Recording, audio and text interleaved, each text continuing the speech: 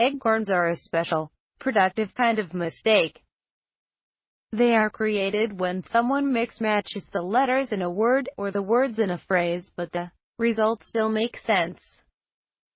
In fact, sometimes the messed-up version makes even better sense than the original one. An eggcorner might, for instance, use mix-matches instead of mismatches.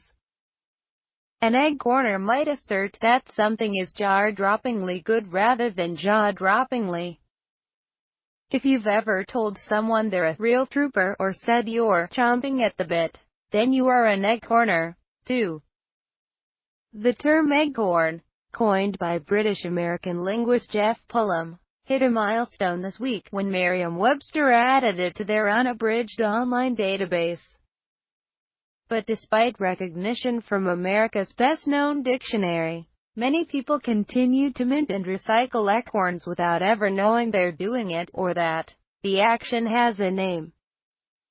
When corpulent becomes porculent, that's an eggcorn. When another thing coming becomes another thing coming, that's an eggcorn. And while fusty rule followers often treat these as mere idiotic slip-ups, more embracing linguists view them as delightful reinterpretations of English. The name itself is pretty meta, because the word belongs to the category it describes. Back in 2003, some linguists on the blog Language Log were discussing the case of a woman who described an acorn as an eggcorn. They noted that there was something special about that kind of mishap. After all, acorns are kind of shaped like eggs, and acorns are smaller than eggs just like kernels of corn are.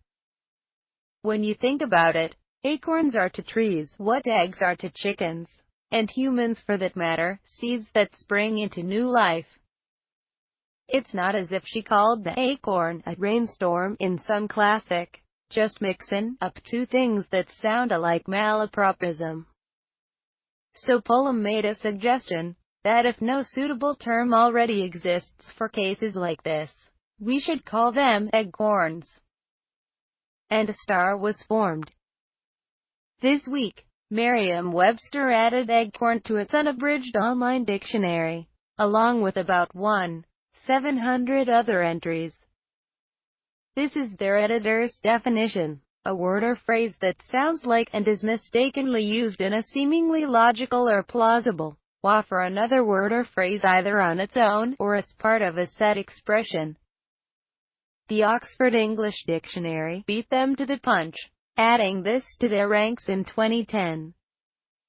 Their editors described it in a note as a cousin of the Mondegrain, a misheard lyric like All the Lonely Starbucks Lovers, which Taylor Swift continues to insist is a mishearing of Got a Long List of Ex-Lovers.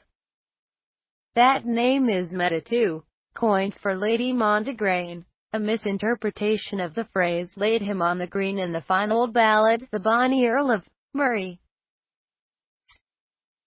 Eggcorns present us with some options for how we treat each other and our language. We can haughtily correct the anxious person who says they're chomping at the bit, explaining that the original phrase is actually champing at the bit, for champ has meant to crush and chew by vigorous and noisy action of the jaws since the 16th century. Or we can take a moment to recognize that, to the modern speaker of English, chomp makes a lot more sense than champ, and to appreciate how convenient it is that a once useful idiom can evolve into a currently useful one by the accidental swapping of a vowel. That word champ as a verb only really exists now in that particular idiom, said Ben Zimmer, linguist and executive editor of Vocabulary.com. We don't use it in any other context, so that's a good candidate for reanalysis. Zimmer is from the more embracing school of linguists who like to observe language rather than snap their ruler and instruct people on how to use something that is in a continual state of makeover. Of course, with many of these eggcorns, there will be people who say, no, that's not the way it is, he said. They'll mention the new form as proof that someone is uneducated.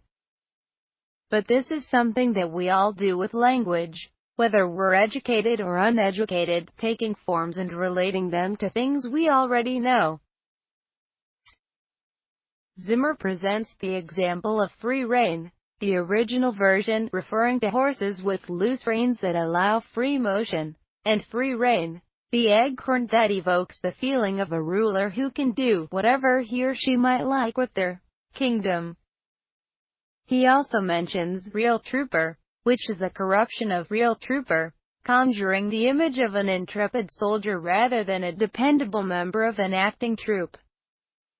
Sure, it's wrong in a sense, but the change is easy to see as more of an improvement than an error. It's a subjective exercise, calling one thing an eggcorn versus a folk etymology, a popular but mistaken origin of a phrase, or even a malapropism. But the point remains that when all is said and done, eggcorns are better proof of how nimble and sly English is than how dumb anybody is, even though I'll probably get plenty of polite corrections for the eggcorns sprinkled throughout this very piece.